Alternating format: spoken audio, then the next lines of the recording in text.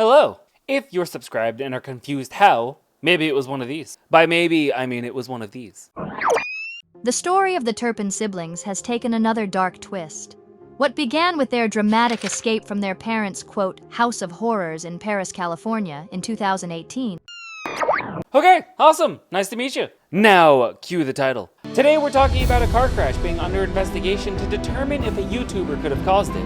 Hurricane Helene has landed and the devastation could be, quote, historic. And a petty thief lost their lives trying to steal from a Walgreens. All in this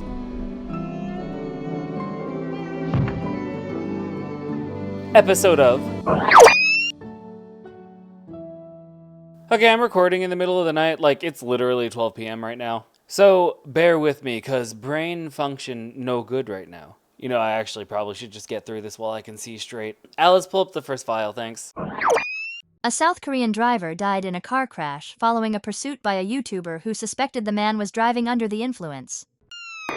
Alright, up first we have one of those stories that dives into that gray area where vigilantism and content creation intersect. A YouTuber calling himself the Gwangju Sheriff or Drunk Driver's Hunter was in hot pursuit of a man he suspected of driving drunk around 3:50 a.m. on September 22nd. The chase ended with the driver crashing his BMW into a cement transport trailer parked near a gas station in, oh yeah, I'm not even gonna try and say that. Alice? Sanwol-dong, Gwangsan-gu, Gwangju. Thank you. His car caught fire, and though he was rushed to a hospital, he unfortunately didn't make it. The YouTuber's antics are apparently well known, as he's gained over 70,000 subscribers by chasing down suspected drunk drivers. During this particular incident, he was live streaming to an audience of about 400 people. However, he wasn't streaming at the exact crash moment, and the video has since been removed from his channel. Property damage is reported to be around 13 million won, which is close to $10,000 USD. The police are investigating whether the YouTuber's pursuit contributed to the accident, and while surveillance footage reportedly shows no evidence that the YouTuber was tailgating or aggressively following the driver before the crash, there's still plenty of unanswered questions. You know, was the driver actually intoxicated? Did the pressure from being chased play a role in his reckless driving, or was this all purely coincidental? We'll have to wait and see. Hurricane Helene made landfall in northwestern Florida as a Category 4 storm late Thursday, bringing dangerous winds, heavy rain, and the potential for catastrophic storm surges across the southeastern U.S. Alright, so we've got a monster of a storm on our hands. If you can see that white car down there, that's not where it started. The white car was about 2 blocks behind us, and it has moved down the river because these waters are so quick and they're so... Hurricane Helene made landfall late Thursday night, slamming into Florida's Big Bend region with winds roaring at a terrifying 140 miles per hour. If you're not familiar with the Big Bend, it's that stretch where the Panhandle meets the peninsula. Mostly fishing villages, hidden vacation spots, and not too much else. Which, that's both good and bad right now. Good because fewer people are directly in the path, but bad because emergency response is trickier in these more rural areas. The National Hurricane Center is throwing around phrases like nightmare storm surge and catastrophic and unsurvivable, which are never words you want to hear. I mean, with 20-foot storm surges forecasted in areas like Appalachia Bay, this could get ugly fast. Now, even before the hurricane made landfall, it was already wreaking havoc. We're seeing over 1 million homes and businesses in Florida in the dark and thousands more in Georgia. Power outages are stretching up the coast and multiple states are under emergency declaration. And it's not just Florida bracing for impact. Alabama, the Carolinas, Georgia, and Virginia are all hunkering down right now. Sadly, as of recording, we've already lost 3 lives to the storm. 1 person in Florida was killed by a falling sign, and 2 others died in South Georgia after a possible tornado hit their mobile home.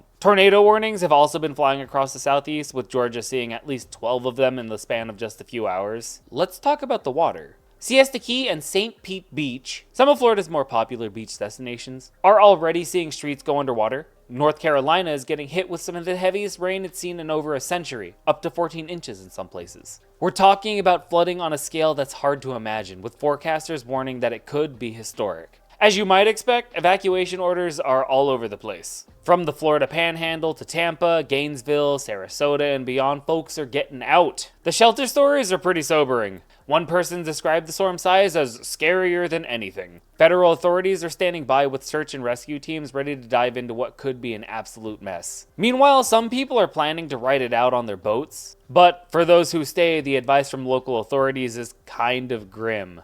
Write your name and your birthday on your arm with permanent marker so you can be identified. Fuck, dude. Looking forward, the hurricane is expected to weaken as it moves inland, but that doesn't mean the danger is over. We are likely to see more flooding, power outages, and landslides as the system cuts through Georgia and the Carolinas. Now, if you're wondering why this season feels extra intense, look no further than those record warm ocean temperatures. The Atlantic season has been ramping up and we're only at the 8th named storm. There's plenty more where that came from, and the conditions are ripe for hurricanes to just keep on forming right now. A security guard at a San Francisco Walgreens shot and killed a suspected shoplifter, Banko Brown, after a physical altercation at the store. The shooting has sparked controversy over the use of force in retail theft situations, since Brown was unarmed.